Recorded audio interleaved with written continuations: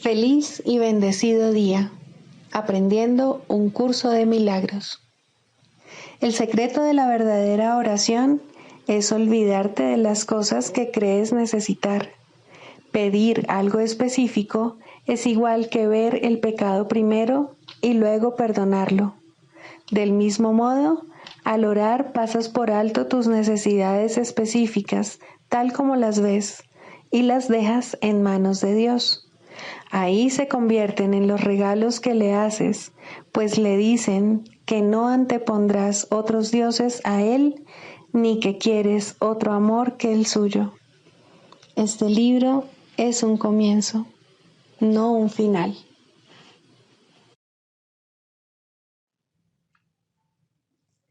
Del prefacio, que postula, párrafo 2.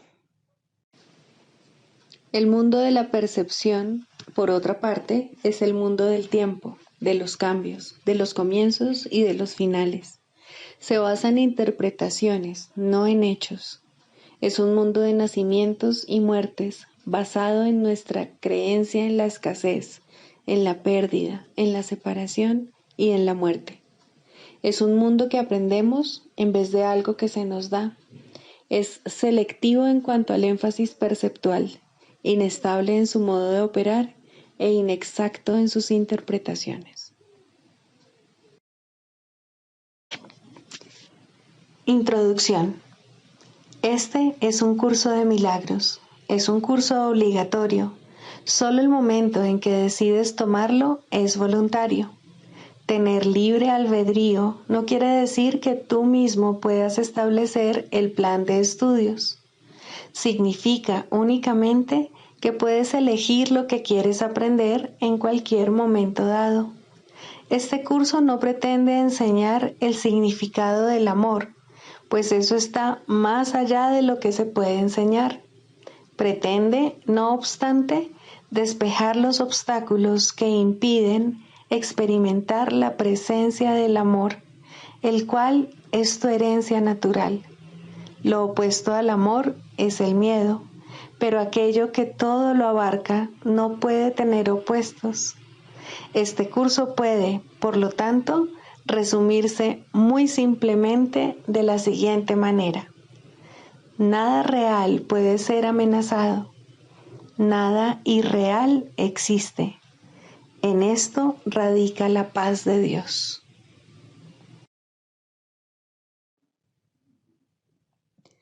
Capítulo 1. El significado de los milagros. Primero, principios de los milagros. Principio 38. El Espíritu Santo es el mecanismo de los milagros. Él reconoce las creaciones de Dios, así como tus ilusiones. Separa lo verdadero de lo falso mediante su capacidad para percibir totalmente en vez de selectivamente.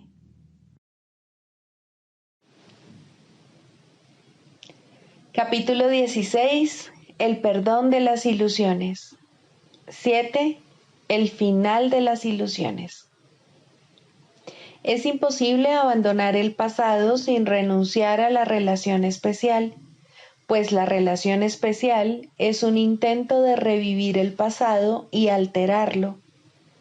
Toda imaginada ofensa, todo dolor que todavía se recuerde, así como todas las desilusiones pasadas y las injusticias y privaciones que se percibieron, forman parte de la relación especial que se convierte en el medio por el que intentas reparar tu herido amor propio. Sin el pasado, ¿de qué base dispondrías para elegir a un compañero especial? Toda elección al respecto se hace por razón de algo malo que ocurrió en el pasado, a lo que aún te aferras y por lo que otro tiene que pagar.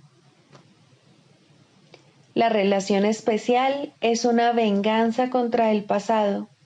Al tratar de eliminar todo sufrimiento pasado, pasa por alto el presente, pues está obsesionada con el pasado y comprometida totalmente a él. Ninguna relación especial se experimenta en el presente. Sombras del pasado la envuelven y la convierten en lo que es.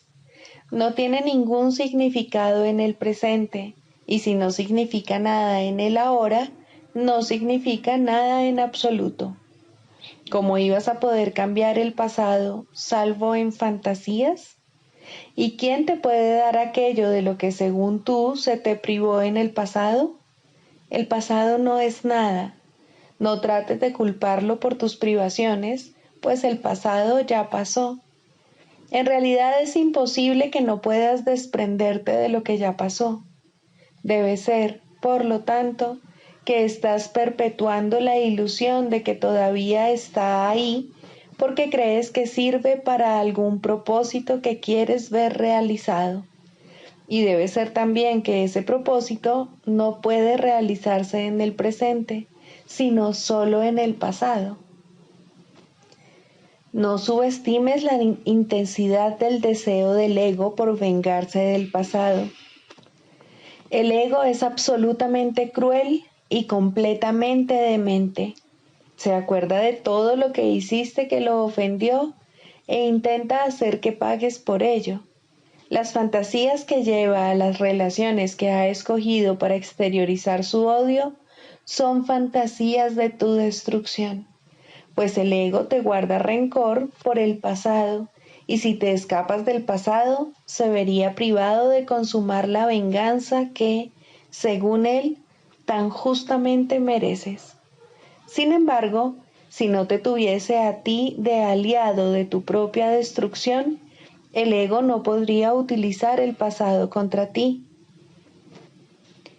En la relación especial permites tu propia destrucción. Que eso es demente es obvio. Lo que no es tan obvio es que el presente no te sirve de nada mientras persigas el objetivo del ego como aliado suyo. El pasado ya pasó. No intentes conservarlo en la relación especial que te mantiene encadenado a él y que quiere enseñarte que la salvación se encuentra en el pasado y que por eso necesitas volver a él para encontrarla. No hay fantasía que no encierre un sueño de represalias por lo ocurrido en el pasado. ¿Qué prefieres, exteriorizar ese sueño o abandonarlo? No parece que lo que buscas en la relación especial sea la venganza, y ni siquiera cuando el odio y la crueldad se asoman fugazmente, se quebranta seriamente la ilusión de amor.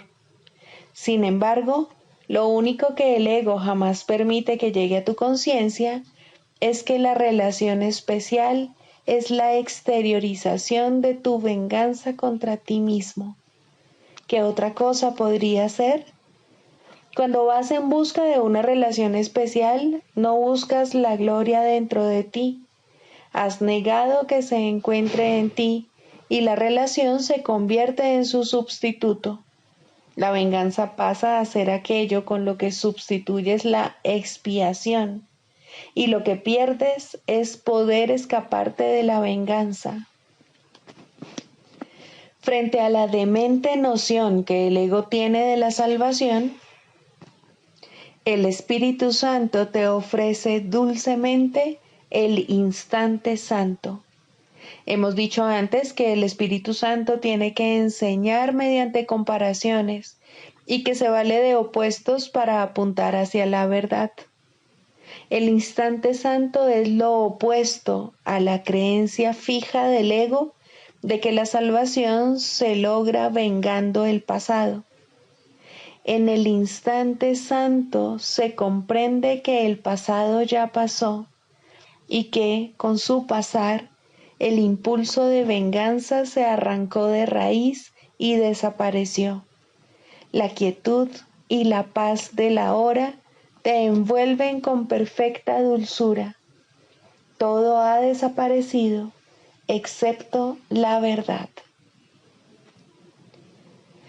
Puede que por algún tiempo todavía trates de llevar ilusiones al instante santo, obstaculizando así el que seas plenamente consciente de la absoluta diferencia que existe con respecto a todo entre tu experiencia de la verdad y tu experiencia de la ilusión.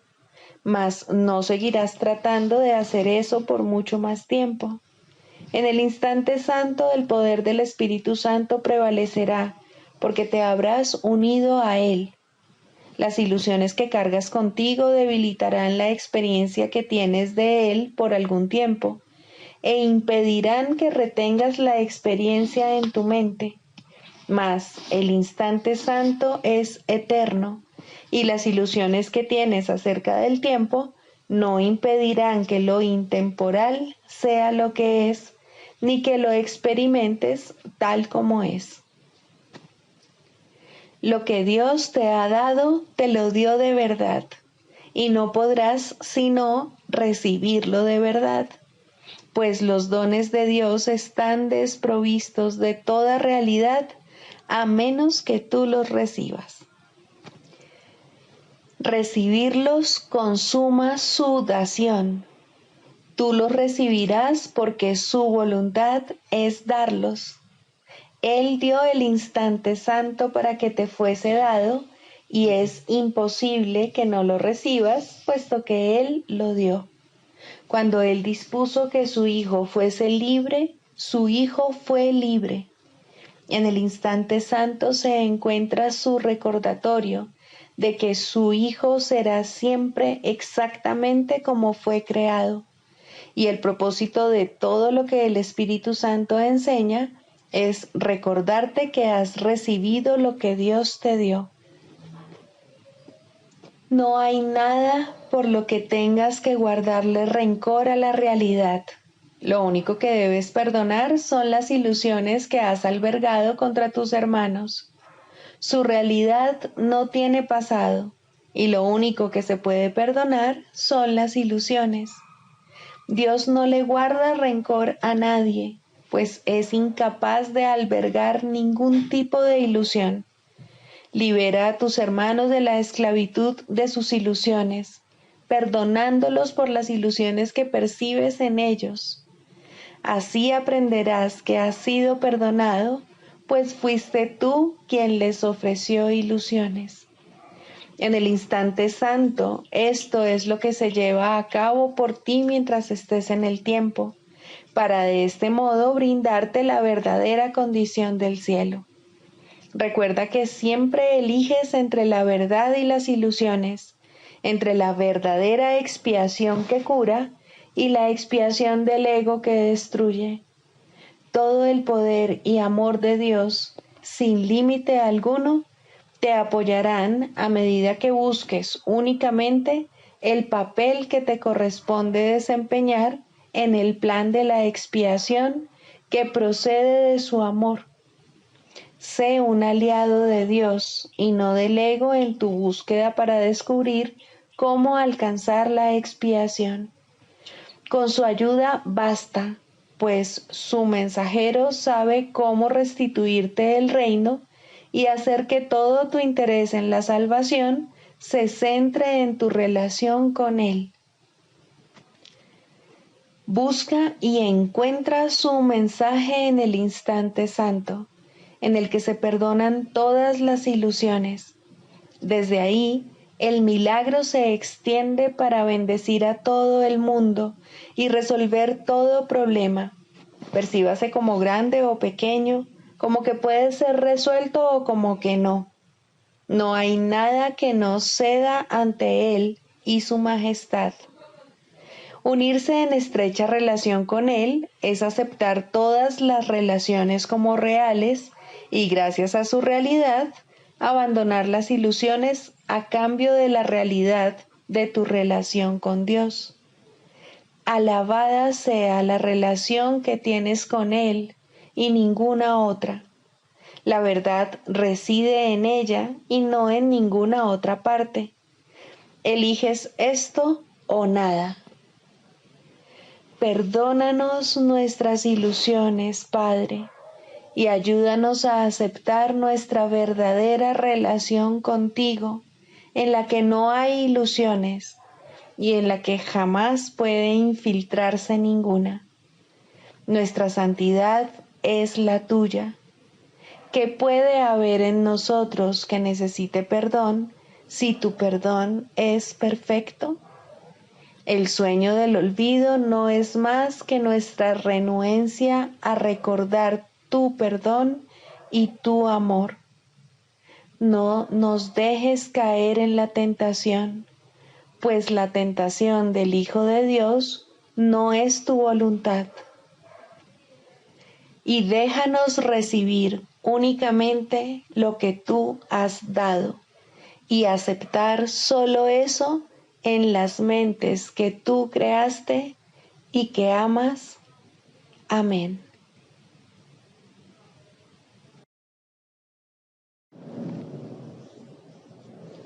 Libro de ejercicios, lección 211. No soy un cuerpo, soy libre, pues aún soy tal como Dios me creó. Soy el Santo Hijo de Dios mismo. En silencio y con verdadera humildad, busco la gloria de Dios a fin de contemplarla en el Hijo que Él creó como mi ser.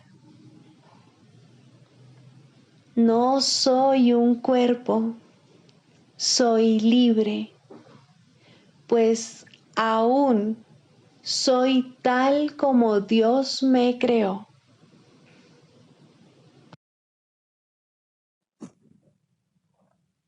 Características de los maestros de Dios. 10. Mentalidad abierta. El papel central que ocupa la mentalidad abierta, quizá el último de los atributos que el maestro de Dios adquiere, puede entenderse fácilmente cuando se reconoce la relación que guarda con el perdón. La mentalidad abierta procede de una ausencia de juicios. De la misma manera en que los juicios cierran la mente impidiéndole la entrada al Maestro de Dios, de igual modo la mentalidad abierta lo invita a entrar. De la misma manera en que la condenación juzga al Hijo de Dios como malvado, de igual modo la mentalidad abierta permite que sea juzgado por la voz de Dios en su nombre.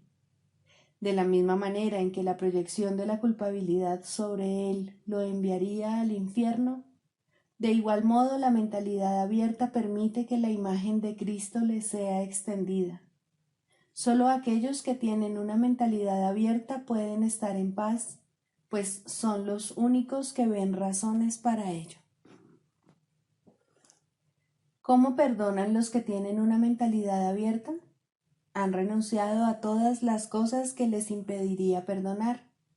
Han abandonado realmente el mundo y han permitido que éste les sea restaurado con tal frescura y en júbilo tan glorioso que jamás hubiesen podido concebir un cambio así.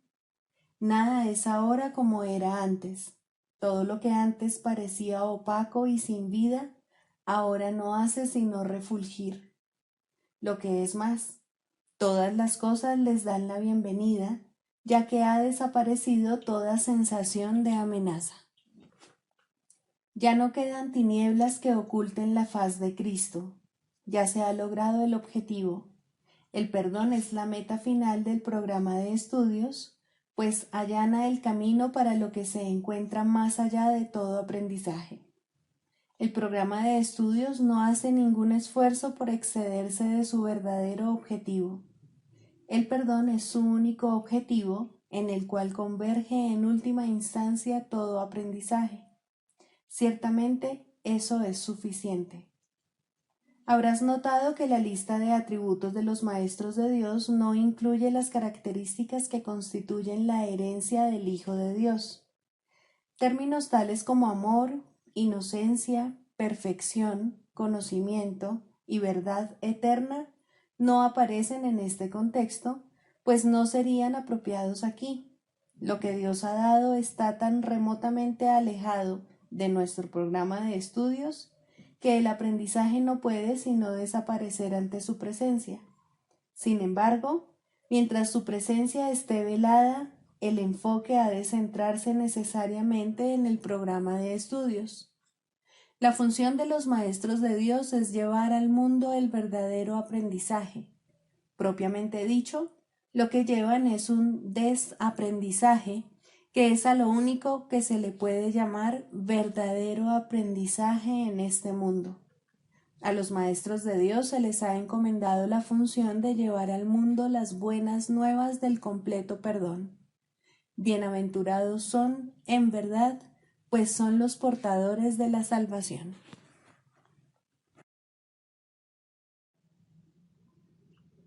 Manual para el Maestro, pregunta 16. ¿Cómo debe pasar el día el Maestro de Dios? Para un Maestro de Dios avanzado, esta pregunta es irrelevante. No tiene un programa fijo, pues las lecciones cambian de día en día.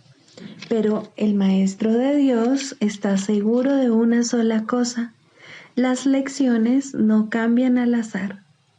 Al darse cuenta de esto y entender que es verdad, el Maestro descansa contento. Se le dirá cuál ha de ser su papel hoy, mañana y siempre. Y aquellos que compartan ese papel con él le encontrarán para que juntos puedan aprender las lecciones de ese día. Nadie de quien él tenga necesidad estará ausente. No se le enviará a nadie que no tenga un objetivo de aprendizaje ya establecido y que pueda aprender ese mismo día. Para el Maestro de Dios avanzado, esta pregunta es, por consiguiente, superflua. Ya la planteó y ya se le contestó, y él se mantiene en continuo contacto con la respuesta. Ya lo tiene todo y ve desplegarse ante él, seguro y libre de obstáculos, el camino que tiene que recorrer. Pero, ¿qué ocurre con aquellos que todavía no han alcanzado la certidumbre que él posee? Esos aún no están listos para una falta de estructura así. ¿Qué es lo que tienen que hacer para aprender a entregarle el día a Dios? Hay algunas reglas generales a seguir, aunque cada cual debe usarlas a su manera como mejor pueda. Las rutinas como tales son peligrosas porque se pueden convertir fácilmente en dioses por derecho propio y amenazar los mismos objetivos para los que fueron establecidas. Se puede decir, por lo tanto, que en términos generales es mejor comenzar el día bien. Siempre es posible, no obstante, comenzar de nuevo si no se comenzó debidamente. Con todo, es obviamente ventajoso comenzarlo bien y de esa manera ahorrar tiempo. En un principio es aconsejable pensar en función del tiempo, aunque este no es de ningún modo el criterio esencial, probablemente es el más fácil de observar al principio. Inicialmente se hace hincapié en ahorrar tiempo, que si bien sigue siendo importante a lo largo de todo el proceso de aprendizaje, se recalcará cada vez menos. De entrada, podemos decir con seguridad que el tiempo que se dedica a comenzar bien el día ciertamente ahorra tiempo. ¿Cuánto tiempo debe emplearse en ello? Eso depende del mismo Maestro de Dios, quien no puede adjudicarse a sí mismo ese título hasta que haya completado el libro de ejercicios, ya que estamos aprendiendo dentro del marco de este curso. Después de haber finalizado las sesiones de práctica más estructuradas contenidas en el libro de ejercicios, la necesidad individual será el factor determinante. Este curso es siempre práctico. Puede ser que el Maestro de Dios no se encuentre en una situación que sea conducente a pasar unos minutos en un estado de quietud, nada más al despertarse. Si ese es el caso, que recuerde tan solo que su elección es pasar un ratito con Dios lo antes posible y que lo haga. La cantidad de tiempo que dedique a ello no es lo más importante. Uno puede fácilmente pasarse 1 hora sentado, inmóvil, con los ojos cerrados y no lograr nada. O bien puede, con igual facilidad, dedicarle a Dios solo un instante y en ese instante unirse a Él completamente. Quizá la única generalización que puede hacerse al respecto es la siguiente. Dedica un rato, lo antes posible, después de despertarte, a estar en silencio. Y continúa durante 1 o 2 minutos más después de que haya comenzado a resultarte difícil. Probablemente descubrirás que la dificultad disminuye y desaparece. En caso de no ser así, ese es el momento de parar. Por la noche se debe seguir el mismo procedimiento. Tal vez tu periodo de sosiego deba ser temprano en la noche, si no te es posible hacerlo inmediatamente antes de irte a dormir. No debes hacerlo acostado, es mejor estar sentado, en cualquier postura que prefieras. Habiendo completado el libro de ejercicios, seguramente habrás llegado a algunas conclusiones al respecto. Si te es posible, un momento apropiado para dedicárselo a Dios es justo antes de irte a dormir. Esto pone a tu mente en un estado de reposo y te aparta del miedo. Si te resulta más conveniente hacerlo más temprano, asegúrate al menos de no olvidarte pasar un rato, aunque sea solo un momento, en el que cierras los ojos y piensas en Dios. Hay un pensamiento en particular que debe recordarse a lo largo del día. Es un pensamiento de pura dicha, de paz, de liberación ilimitada. Ilimitada porque todas las cosas se liberan dentro de él. Crees que has construido un lugar seguro para ti mismo. Crees que has forjado un poder que te puede salvar de todas las cosas aterradoras que ves en sueños. Pero no es así. Tu seguridad no reside ahí. A lo que renuncias es simplemente a la ilusión de que puedes proteger tus ilusiones. Ese es tu temor y solo ese. Qué insensatez estar atemorizado por nada, nada en absoluto. Tus defensas son inservibles, mas tú no estás en peligro. No tienes ninguna necesidad de ellas. Reconoce esto y desaparecerán, y solo entonces aceptarás tu verdadera protección. Cuán fácil y tranquilamente transcurre el tiempo para el Maestro de Dios que ha aceptado su protección. Todo lo que antes hacía en nombre de su propia seguridad ha dejado de interesarle, puesto que está a salvo y sabe que lo está. Tienen un guía que no le ha de fallar. No es necesario que haga distinciones entre los problemas que percibe, porque aquel a quien acude reconoce que no hay grados de dificultad en su resolución. Está tan a salvo en el presente como lo estaba antes de que su mente aceptase las ilusiones, y como lo estará cuando las haya abandonado. Su estado no cambia con la ocasión o con el lugar, porque todas las ocasiones y todos los lugares son uno para Dios. En esto reside su seguridad. No tiene necesidad de nada más. Con todo, habrá tentaciones a lo largo del camino que al Maestro de Dios aún le queda por recorrer y tendrá necesidad de recordarse a sí mismo durante el transcurso del día que está protegido. ¿Cómo puede hacer eso? Especialmente en los momentos en que su mente está ocupada con cosas externas. Lo único que puede hacer es intentarlo, y su éxito dependerá de la convicción que tenga de que va a triunfar.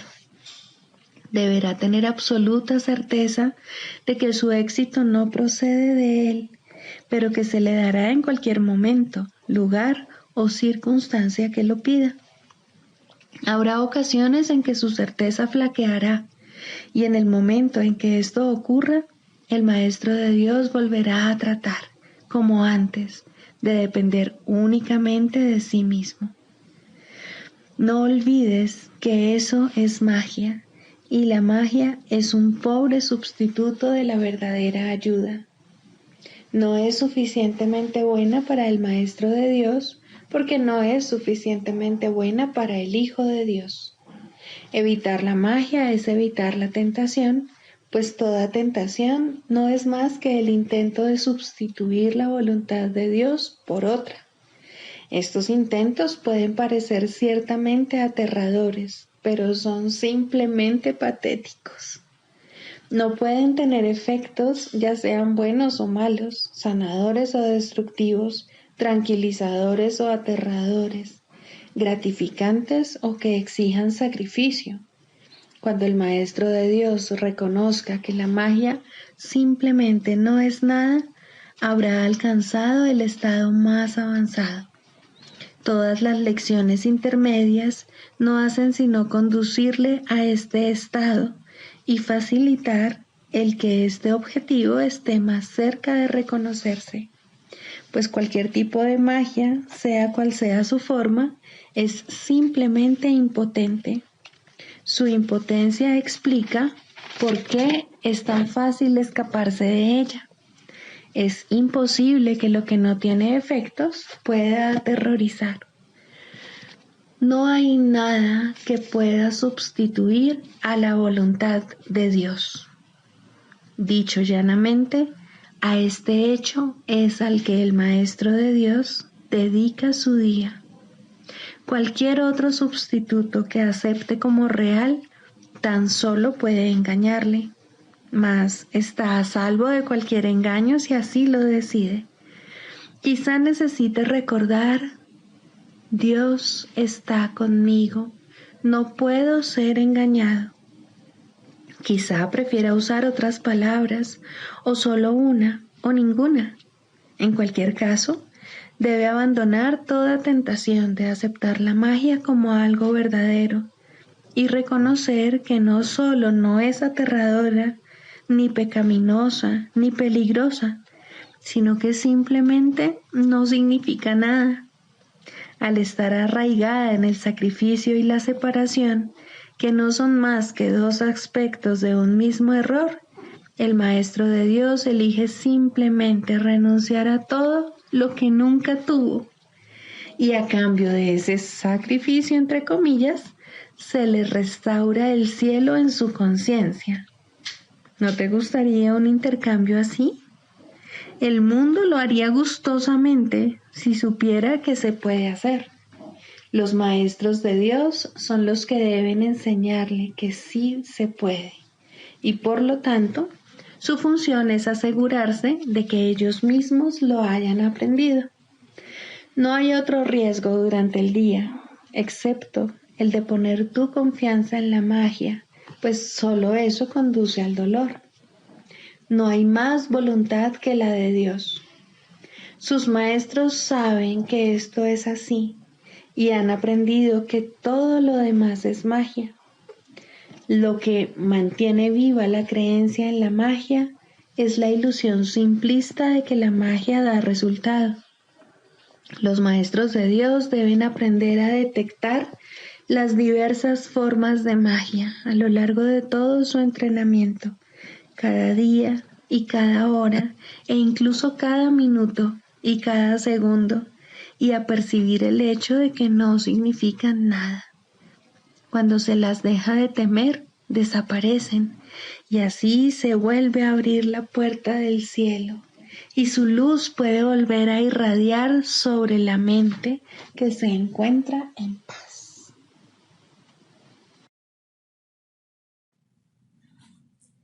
Manual para el maestro. Clarificación de términos. 6. El Espíritu Santo. Jesús es la manifestación del Espíritu Santo, a quien Él invocó para que descendiese sobre la tierra después de su ascensión al cielo, es decir, después de haberse identificado completamente con el Cristo, el Hijo de Dios tal como Él lo creó.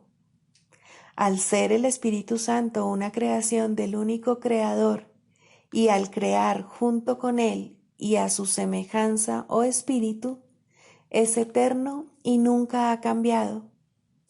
Fue invocado para que descendiese sobre la tierra, en el sentido de que entonces se hizo posible aceptarle y escuchar su voz. Su voz es la voz de Dios y, por lo tanto, ha adquirido forma. Dicha forma no es su realidad, la cual solo Dios conoce junto con Cristo, su verdadero Hijo, quien es parte de Él.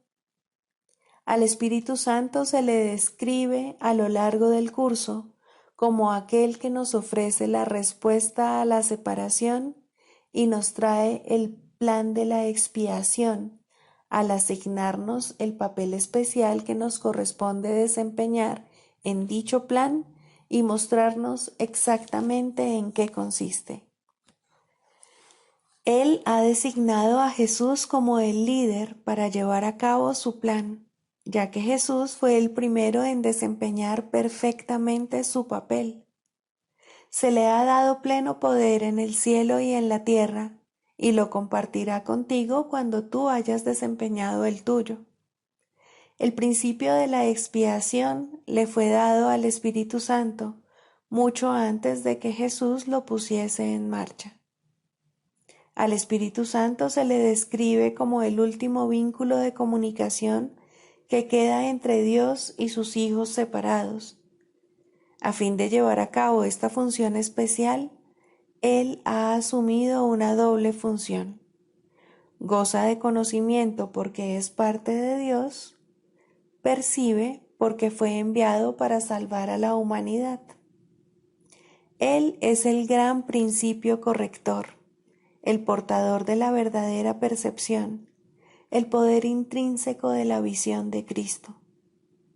Él es la luz en la que se percibe el mundo perdonado, en el que solamente puede verse la faz de Cristo. Él nunca se olvida del Creador ni de su creación. Él nunca se olvida del Hijo de Dios. Él nunca se olvida de ti. Te brinda el amor de tu Padre en un eterno resplandor que nunca será extinguido, porque Dios mismo lo depositó ahí. El Espíritu Santo mora en la parte de tu mente, que es parte de la mente de Cristo. Él representa a tu ser y a tu Creador, quienes son uno. Habla por Dios y también por ti, ya que está unido a ambos. Por consiguiente, Él es la prueba de que ambos son uno solo. El Espíritu Santo parece ser una voz, pues de esa forma es como te comunica la palabra de Dios. Parece ser un guía por tierras lejanas, pues esa es la clase de ayuda que necesitas. Y también parece ser cualquier cosa que satisfaga las necesidades que creas tener. Pero Él no se engaña cuando te percibes a ti mismo atrapado por necesidades que no tienes. De ellas es de las que quiere liberarte. De ellas es de las que quiere ponerte a salvo. Tú eres su manifestación en este mundo. Tu hermano te invoca para que seas su voz junto con él. Por sí solo no puede ser el ayudante del Hijo de Dios, pues por sí solo no tiene ninguna función. Pero unido a ti es el resplandeciente Salvador del mundo, cuyo papel en la redención de éste tú has completado. Él te da las gracias a ti y a tu hermano, pues te elevaste con él cuando él empezó a salvar al mundo, y estarás con él cuando el tiempo haya cesado y ya no quede ni rastro de los sueños de rencor en los que bailabas al compás de la exangüe música de la muerte, pues en su lugar se oirá el himno a Dios por unos momentos más, y luego ya no se oirá más la voz, ya que no volverá a adoptar ninguna forma, sino que retornará a la eterna amorfía de Dios.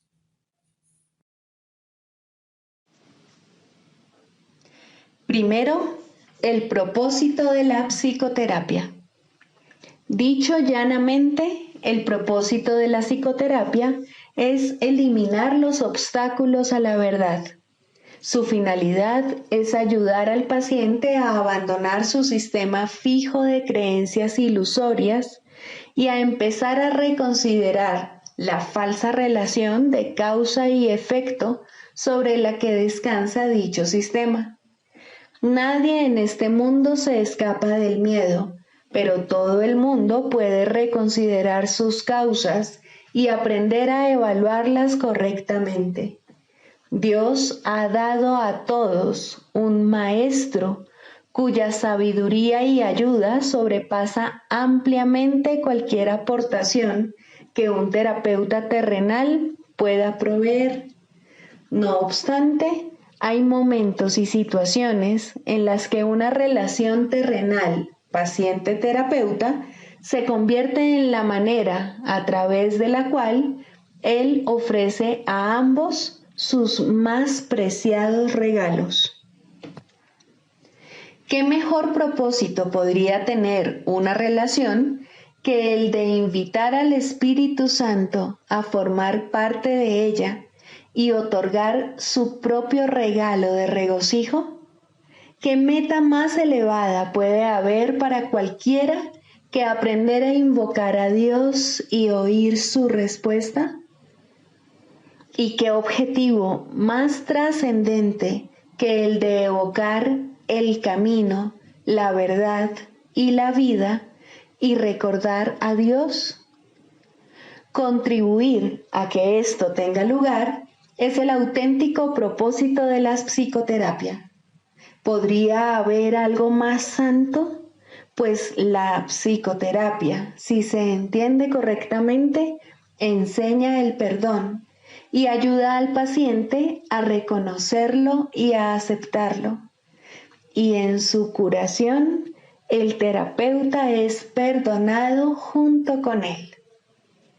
Todo aquel que necesita ayuda, sin importar la forma de su desasosiego, se está atacando a sí mismo y, consecuentemente, su paz interior sufre.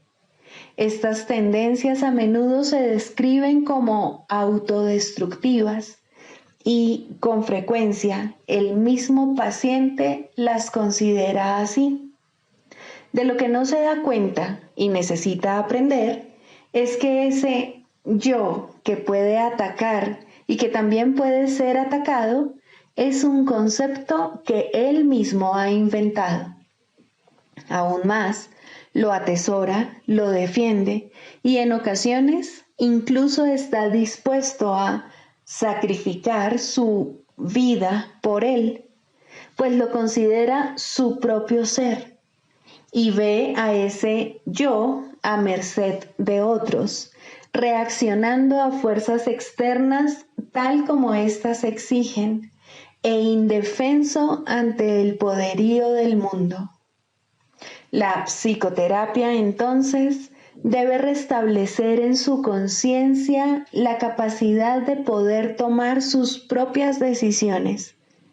Debe llegar a estar dispuesto a invertir su manera de pensar y a entender que aquello que él creyó que proyectaba sus efectos sobre él fue causado por sus propias proyecciones sobre el mundo.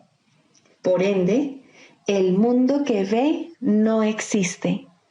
Hasta que no acepte esto, al menos en parte, el paciente no podrá considerarse a sí mismo como verdaderamente capaz de tomar decisiones y luchará contra su libertad al creer que es su esclavitud.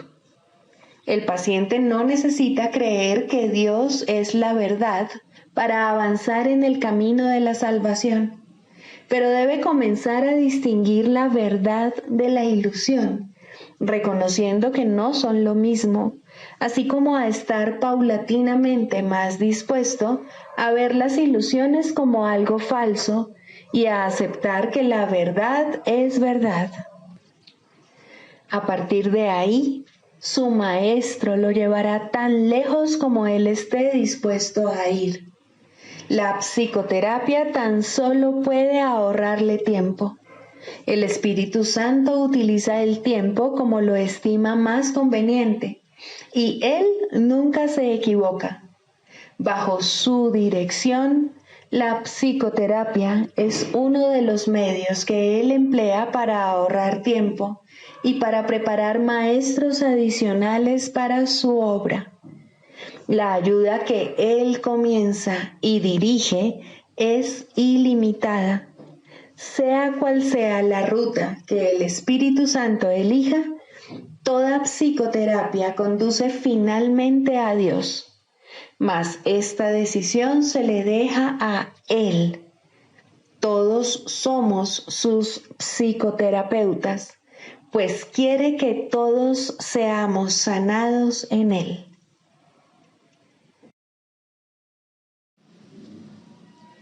El canto de la oración. Segundo, la escalera de la oración. La oración no tiene principio ni fin, es parte de la vida, pero sí cambia de forma y crece a medida que uno va aprendiendo hasta que alcanza su estado amorfo y se funde en una comunicación total con Dios. En su aspecto peticionario, no necesita apelar a Dios, que de hecho rara vez se hace, y ni siquiera entraña creencia alguna en Él. En estos niveles, la oración es un simple desear que surge de un sentido de carencia y escasez. Estas formas de oración o de pedir desde la necesidad siempre entrañan un sentimiento de debilidad e insuficiencia. Nadie, pues, que esté seguro de su identidad, podría orar de esta manera. Pero no es menos cierto que nadie que no tenga certeza sobre su identidad puede evitar hacerlo. La oración es tan continua como la vida. Todo el mundo ora sin cesar. Pide y ya has recibido, pues has determinado qué es lo que quieres. Es posible, asimismo, alcanzar una forma más elevada de pedir desde la necesidad, puesto que en este mundo la oración es reparadora y, por lo tanto, entraña niveles de aprendizaje. En este caso, la petición puede ser dirigida a Dios con verdadera fe, pero aún sin comprensión. Por lo general, se ha alcanzado un vago y con frecuencia inestable sentido de identificación con Él, pero tiende a estar desenfocado por un sentimiento de pecado profundamente arraigado.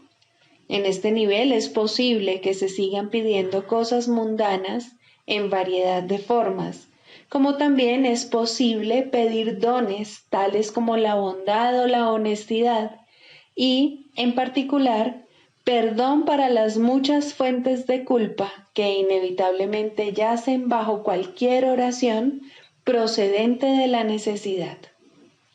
Sin culpa no hay escasez. Quien está libre de pecado no tiene necesidades. En este nivel surge también esa curiosa contradicción de términos conocida como orar por nuestros enemigos. La contradicción no se encuentra en las palabras mismas, sino más bien en la manera en que usualmente se interpretan. Mientras creas tener enemigos, habrás limitado tu oración a las leyes del mundo y habrás limitado también tu capacidad para recibir y para aceptar a esos mismos estrechos márgenes. Sin embargo, si tienes enemigos, tienes necesidad de oración y una gran necesidad, por cierto. Entonces, ¿qué significa realmente la frase? Significa que debes orar por ti para que no busques aprisionar a Cristo y así perder el reconocimiento de tu propia identidad. No traiciones a nadie o te traicionarás a ti mismo. Un enemigo es el símbolo de un Cristo prisionero. ¿Y quién podría ser él sino tú mismo? Orar por los enemigos se convierte de este modo en una manera de orar por tu propia libertad. Ahora ha dejado de ser una contradicción. Se ha convertido en una declaración de la unidad de Cristo y el reconocimiento de su impecabilidad. Ahora se ha vuelto santa, pues reconoce al Hijo de Dios tal como fue creado. Nunca olvides que la oración, en cualquiera de sus niveles, es siempre para uno mismo. Si te unes a alguien en oración, lo haces parte de ti. El enemigo eres tú, al igual que eres el Cristo. Por ello, antes de hacerse santa, la oración es una elección. Tú no eliges por otro, solo puedes elegir por ti mismo. Ora verdaderamente por tus enemigos, pues en esto radica tu propia salvación. Perdónalos por tus pecados y serás realmente perdonado. La oración es una escalera que llega hasta el cielo. En lo alto se produce una transformación muy similar a la tuya, pues la oración es parte de ti. Las cosas de la tierra se dejan atrás y ya no se recuerdan más. No se hacen peticiones, puesto que nada falta. Se reconoce plenamente que la identidad en Cristo es algo eterno, incorruptible y más allá de todo cambio. La luz ha dejado de titilar y nunca se apagará. Ahora, sin necesidades de ninguna clase y revestida por siempre de la pura impecabilidad que es el regalo de Dios para ti, su Hijo, la oración puede convertirse otra vez en aquello para lo que se concibió, pues ahora se eleva cual canto de gratitud a tu Creador, sin palabras, pensamientos o vanos deseos, y sin necesidad de nada en absoluto. De este modo se extiende como estaba destinada a hacerlo, y por esta ofrenda Dios mismo da las gracias. Dios es la meta de toda oración, lo cual la hace eterna en vez de temporal. No tiene comienzo, pues la meta no ha cambiado jamás. La oración, en las formas que adopta inicialmente, es una ilusión, ya que no se necesita escalera alguna para llegar hasta aquello de lo que uno nunca se alejó. No obstante, la oración forma parte del perdón, mientras éste, que de por sí es una ilusión, continúe sin lograrse. La oración estará ligada al aprendizaje hasta que el objetivo del aprendizaje se haya alcanzado, y entonces todas las cosas se transformarán al unísono y retornarán libres de toda mancha a la mente de Dios. Al encontrarse más allá de lo que se puede aprender, este estado es indescriptible. Es necesario, no obstante, entender las etapas por las que hay que pasar para su obtención, si la paz ha de ser restaurada en el Hijo de Dios, quien vive ahora en la ilusión de la muerte y el temor de Dios.